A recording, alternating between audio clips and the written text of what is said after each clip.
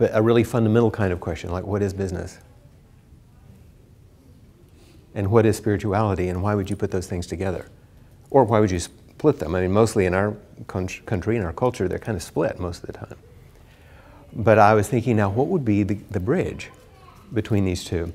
And for me, the bridge has to do with reducing unnecessary suffering. And let me tell you how I think about that. It's a little bit more obvious if you think about it from a spiritual perspective. Certainly as a Buddhist practitioner, the question that the Buddha was asking in all of his practices, all of his teaching was, how do we reduce suffering for ourselves and for others? That was really his only question. But when you look at business, I began to think, what do people pay for? And it's maybe an odd perspective, but what people pay for is the reduction of pain. It's really painful for me to do my taxes. You know, so I pay a CPA to do that. It's even painful for me to keep my books. It's painful for me to think about having to manage fixing my car, which is in the shop this morning. But there's someone who can do that. It's easy to think about if I come here, if I have some, you know, back pain or something. But think about, I get hungry, so I go to the store. What is it that you pay for that isn't the reduction of some sort of discomfort or pain in an odd way? So really, business, or a capacity to offer yourself in some way in a business function, is the reduction of suffering. It also means that what business is an offering. In the mind of the beginner, there are many possibilities. In the mind of the expert, there are few. Like, how can we continue in our work to have this sort of beginner's mind? How would you say that in a leadership function? You'd say, think out of the box. It sounds very practical, right? Don't get stuck in your views.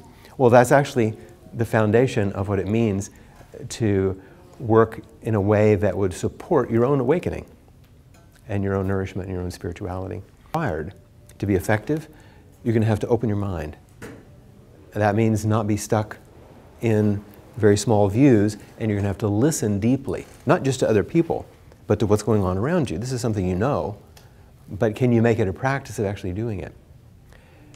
And as you listen, he talks about the first level of listening he calls downloading. You know, you're waiting for the other person to shut up so you can talk. And you're listening enough to make sure that they think you've been listening, you know. Like that. You know that one. Your laughs are telltale signs that you understand that. Then there's a second one where you're actually paying some attention so that you can respond in accord. There's also a deeper kind of empathic listening, where also you're a little more warmly. But an empathic listening is usually thought of, you know, that kind of active empathic thing, as the deepest form of listening. He says there's actually another deeper space, which he calls presencing. And once again, that's a whole nother lecture. The point is to invite you to think about this trajectory, which is not a trajectory like you think of a, you know, taking off. This is a trajectory of profound stopping. But listen to this little poetic. I'll say it a couple times so you get it. If anybody's interested in a tattoo, this is a really good one. Okay? So listen to how this goes. Caught in the self-centered dream, only suffering. Holding to self-centered thoughts, exactly the dream. Each moment, life as it is, the only teacher. Being just this moment, compassion's way. So caught in the self-centered dream, only suffering. We get caught up just in our own little world, our own thoughts, which is basically a closed mind and a closed heart. You're only going to get suffering. Number two, so that's dukkha. Number two, holding to self-centered thoughts, exactly the dream. This is the cycle, isn't it? It's like, I've got my story, I'm sticking to it, even though I'm getting bad results. But that's just basically neurotic behavior, right? Carl Jung said that neurosis is basically an avoidance of necessary suffering. In other words, it's a turning away of the fact that life is like this. It's not masochistic at all. It's that incapacity to be a container for the intensity of lived experience. Most of us turn away from what it means to be fully alive. We're not turning away from terrible things most of the time. We have that as our conditioning, but a lot of it is that we're really afraid to be completely ourselves. So caught in the self-centered dream, only suffering. Holding to self-centered thoughts, exactly the dream. Round and around you go. But remember I said number 3 was the turn? Each moment, life as it is, the only teacher. So if you start paying attention to what's happening every single moment, it's going to teach you something.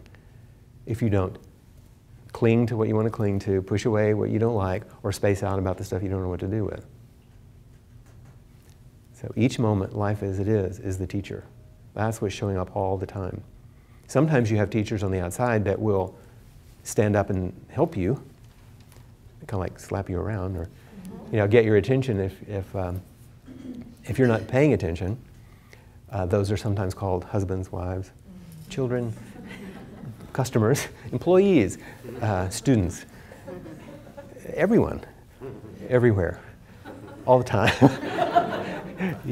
You're noticing how you respond. And if you pay attention to that stuff, that's what you wake up to. You don't wake up out of it. This freedom isn't from all the storms. This is freedom in it. What you get free to actually live in life. You don't get free from it. But that's been a little distorted in our culture. It's like the good life is free from all the problems, instead of having some freedom and spaciousness and integrity and vitality in the midst of it all.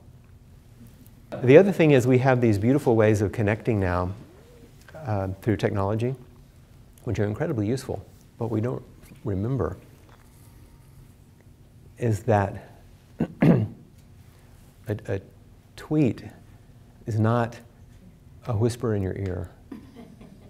And a friend's request on Facebook is actually not a warm, outstretched hand. And an email isn't a kiss on the cheek.